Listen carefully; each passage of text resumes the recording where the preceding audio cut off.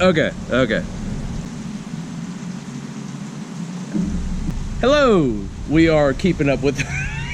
I can't. You have got to help me. You are loud and expressive. You need to voice your opinion to the camera. Voice your personality. Okay. Own it. Grab it by the reins. I know how to captivate. Giddy up, cowgirl. Come on. I know how to captivate. Let's captivate. All right. Chill. Okay. Chill.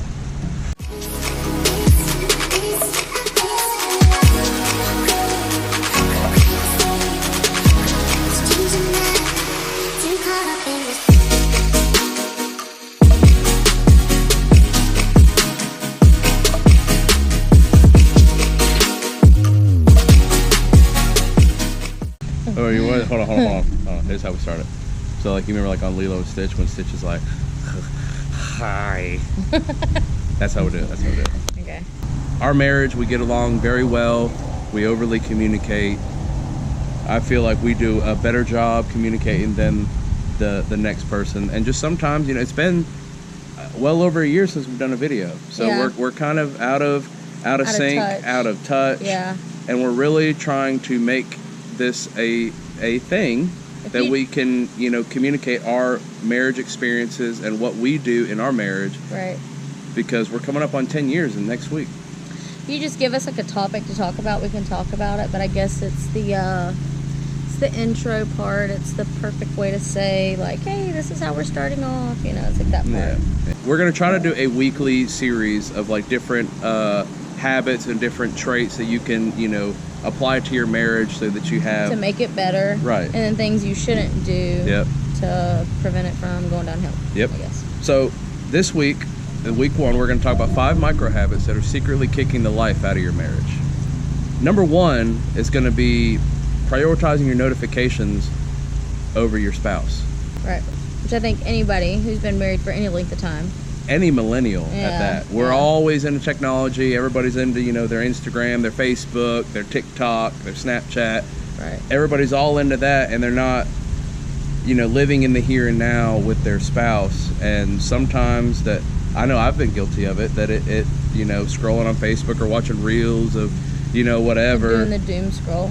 Scroll. And sometimes I think it's just habit. I don't necessarily think that it means that we're both guilty of it. I don't think it necessarily means that, you know, that you don't love your spouse or that you don't want to pour into your partner. I think it's more of like a muscle memory. Yeah. This is a muscle memory. And I think we're so conditioned.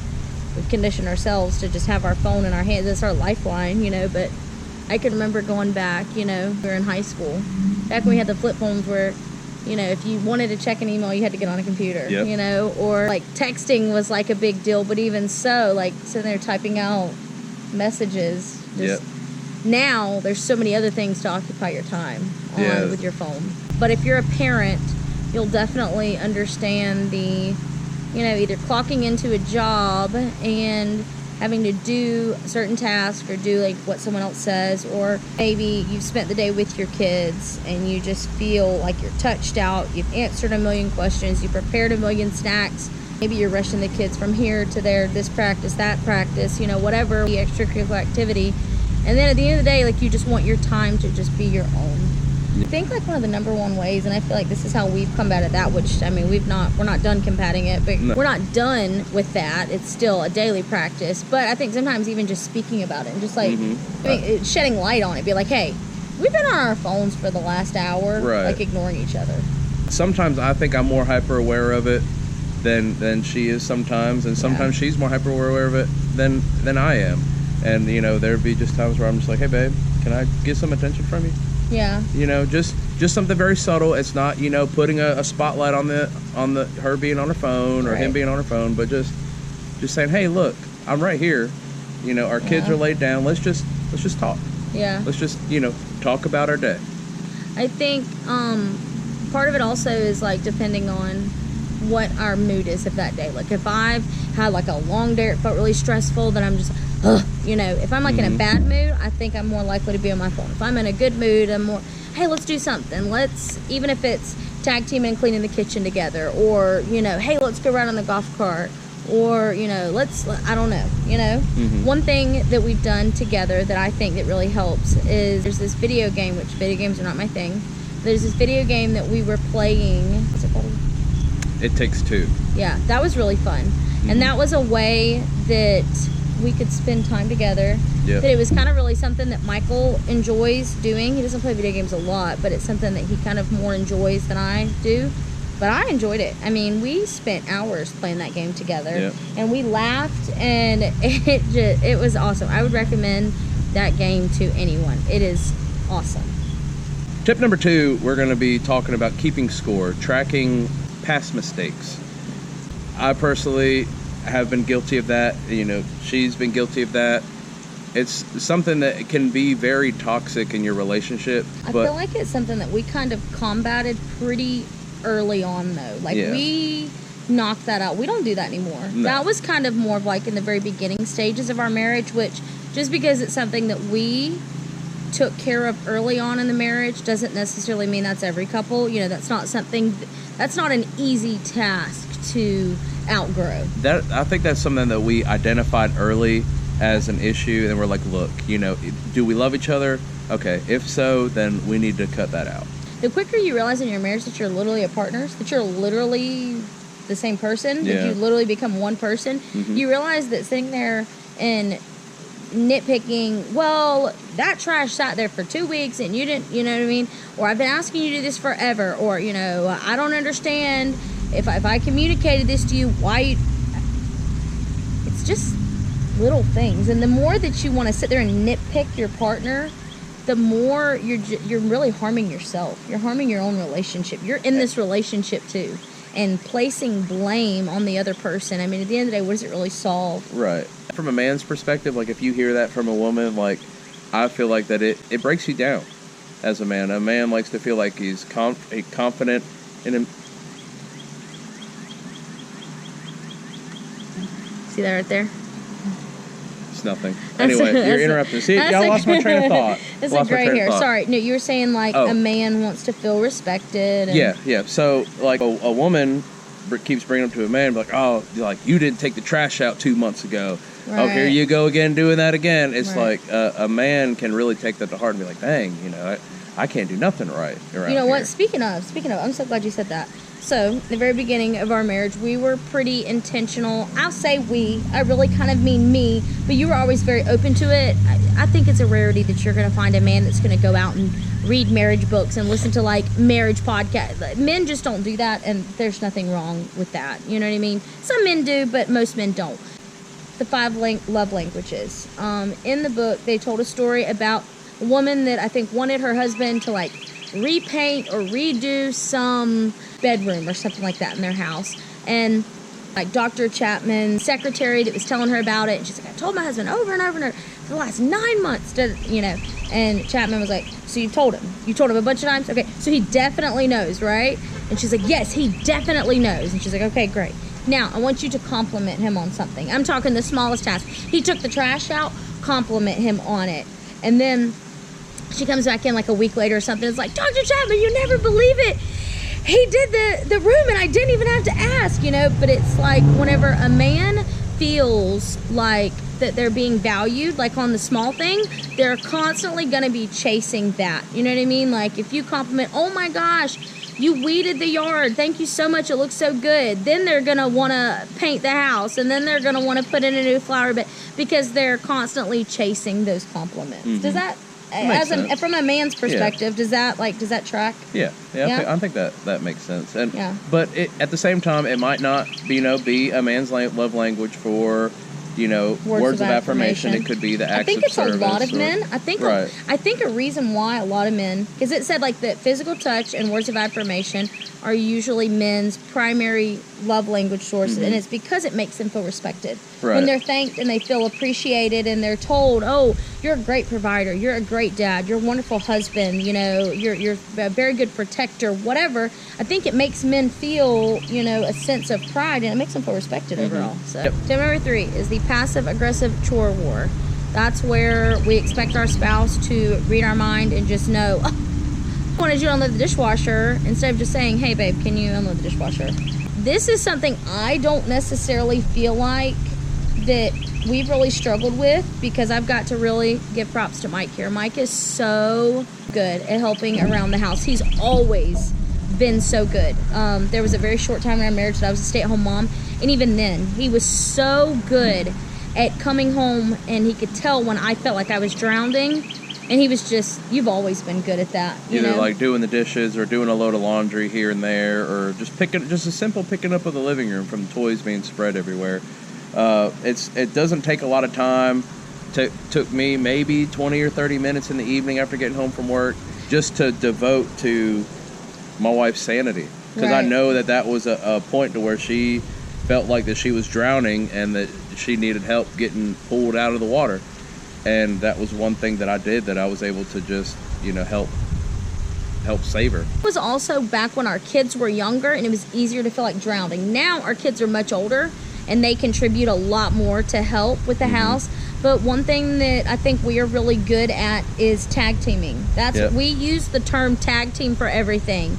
We just got back from a long trip. All right, let's tag team unloading the truck. Or sometimes, back when our kids were maybe a little bit younger, we'd say, all right, do you want to tag team the kids? And that was making sure, like, all right, one of us was giving one a bath, the other one was helping the other one clean up their room to, like, get ready for bed or to get pajamas out or whatever. I feel like that we know each other so well because we've been together for over 10 years. We'll be married for 10 years on June 11th of this year, 2026. And 10 years is a long time to be with somebody, let alone being married, especially in our age. I feel like the relationship maturity, is on a much higher level than the average people our age. We're giving these people these tips, and we're saying, hey, that's not something we struggle with. In the past, one time I can remember, I was very intentional about this because I learned from past mistakes of me, what's wrong? Nothing, but that's a tip for later. But one time I can remember, like, I had the kitchen all clean. And, like, I remember you'd ate a bowl of chili, and, like, instead of, like, washing the bowl out really good, you just kind of left it in the sink, or maybe you did kind of wash it out, but you didn't wash the sink out. And I remember, like, I remember I took a picture of it and I sent it to you and said, hey, look, this really makes me feel like this. It really, all of what we're saying really is going to come down to communication. Yeah. It really all comes down to communication and talking. Don't expect your spouse to just read your mind. If I would have just been upset about the bowl of chili in the sink all day, and then he comes home and he's like, what did I do? You got to communicate. You got to be an adult. If you hold that type of information inside, all it's going to do is fester, and it's going to build resentment and hatred towards your spouse. That will, over time, diminish and break down your marriage little by little. And really, it's not productive. You know what I mean? It's not productive. It's not mature. And again, you got to remember, you guys are a package deal. Yep. And if you want to harm your spouse, and I'm just not even going to tell them, I mean, you're really harming yourself. Yeah, you're really hurting yourself, because do you not want him to, or her, do you not want them to do the right thing? Yeah. They don't know sometimes because you don't tell them. Yep. Tip number 4, we're going to talk about the fine trap. Yeah, this is that tip that I was telling you about. Using an emotional shutdown as a defensive weapon. That's not something that is ever productive in any way. Like if I come home and she's upset or whatever, and I'm like, babe, what's wrong? I'm fine. No, you're not. Yeah. I've been with you for however long. I know something's not right. Because that's something that I think that we wouldn't necessarily struggle with, but, like, there are times where you've had a rough day, and I'm like, hey, what's wrong? I'm fine. Just don't want to talk about it. Yeah. And that's okay. But you got to communicate. You have to communicate that. Like, look, babe, I don't want to talk about it right now. Give me, 5 minutes in the room by myself without the kids. Just entertain the kids. Do whatever. Mm-hmm. Just give me some time to decompress. Yeah. You couldn't be mad at that. I couldn't be mad at that. Right. You have to. Again, what did we just talk about? Communication. You have to overly communicate.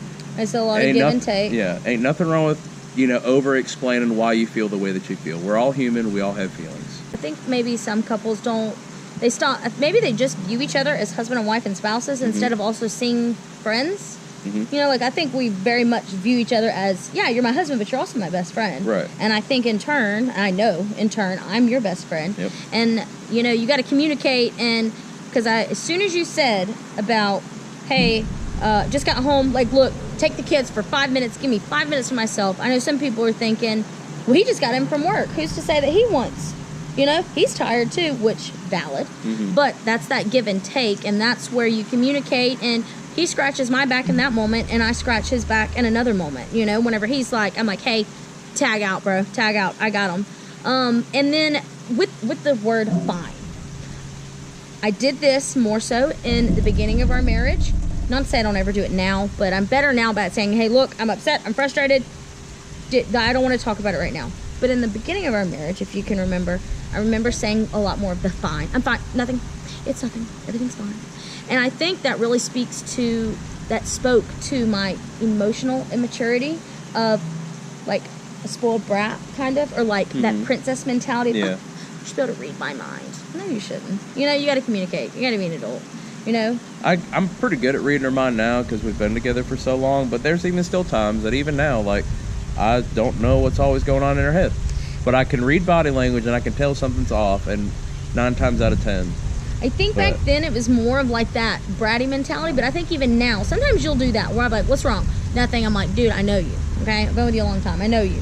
What's wrong? What's going on? And I think sometimes you just don't want to unpack it in that moment. If we are running to pick up an Aldi order, or we got to stop by Lowe's to get this or whatever, we have 3 stops, and we've got kids in the car asking questions or needing something, or I'm thirsty, or I'm hungry, or I want this.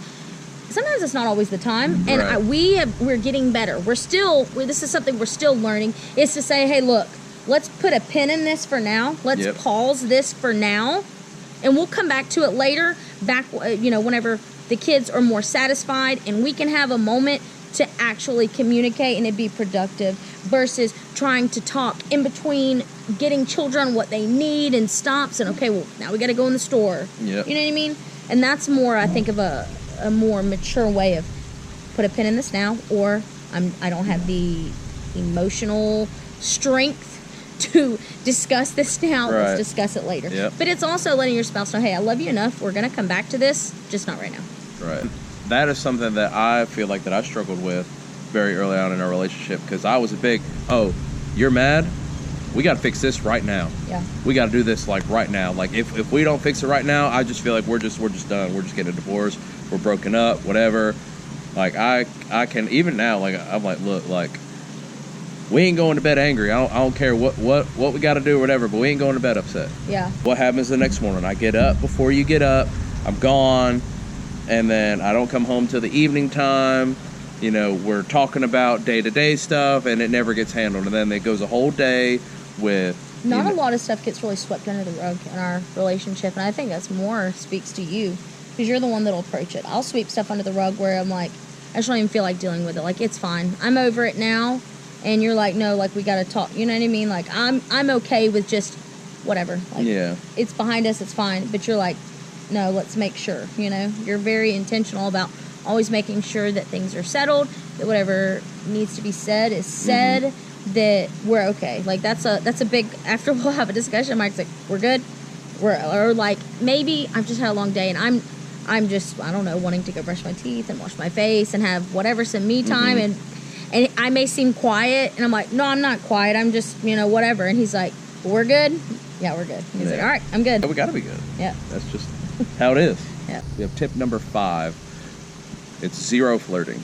Treating your spouse like a roommate with a shared bank account. I feel like that we have been guilty of this before, especially while we're in the hustle and bustle of life and bills and work and overtime and kids and whatever. It's just like there's no time. Right. If you go down that path of like not flirting and just treating your spouse like a roommate, it's going to lead to destruction over time. And then it's going to end up being to the point to where you're not getting the attention from your spouse, that eventually it will fester and you'll be seeking that attention elsewhere. And that is the ultimate destruction that can happen to your marriage. I feel like we've always been really good about being very picking, or hitting me with a Nerf gun, or popping each other the towels, or wrestling in the bed. I can only think of like one season, it was like halfway through our marriage, and it was when I was a stay-at-home mom and Mike was working a lot more, and we both just felt so Drained. Just drained. And it wasn't I don't love my husband anymore. And I know for him it wasn't, I don't love my wife anymore. But life in that season was just really hard. It was really, really busy. I was relying on her 99% of the time to take care of the kids. Yep. And I was working 70, 80 hours a week because we were trying to save up money to buy our house. Yeah. And we both made an agreement going into it saying, hey, look, this is what we're going to do. Yeah. There's going to be hard. It's not going to be easy. But this is what we got to do if we want to get out of this rental property and move into our own home. If I could look back and give us back then advice, I would say that we should have brought more light to it. Yep. Like we should have put a name to it, put a face to it, and say, hey, look, we're in a weird season right now where it feels weird. And instead, I think we just didn't talk about it. But I think the more that you can at least communicate about it, and of course that takes some swallowing of some pride. Yep. But I think the more you can put it out in the open and in the air, the less you have a chance of it destroying your marriage. Yeah. I feel like if you lay it all out on the table, you put eyes on it, there's much less of a chance that it will cause destruction in your marriage. It also validates the way you're probably feeling. Your spouse probably feels the same way. And it's validating it, and it they say misery loves company. If you're already feeling I don't feel very secure right now, he's probably feeling the same way. And at least it's okay, so both of us we're feeling this. We're in a weird time right now, you know. And I think it still, even though it may not fix it, it still gives you a closeness. It still keeps that connection there. It's hey, look, I recognize this, and I'm understanding. And we're just on the same page. Yeah. The more you're on the same page, I feel like the better your marriage will be in the end. Yeah. It's hard, whenever you go so far down different paths, or you go so long without confronting the elephant in the room. Yeah. Maybe it's harder to come back from stuff like that, and you just don't want that. It's not to say it can't be restored, but why add insult to injury? Right. All right, guys. Well, I think that's it for this video. I hope it was helpful. Thanks for doing this video with me. Thanks for discussing all these things and being my partner. That's what I do, baby. Yeah. Hey, thank you guys again for watching. We'll catch you in the next one. See you.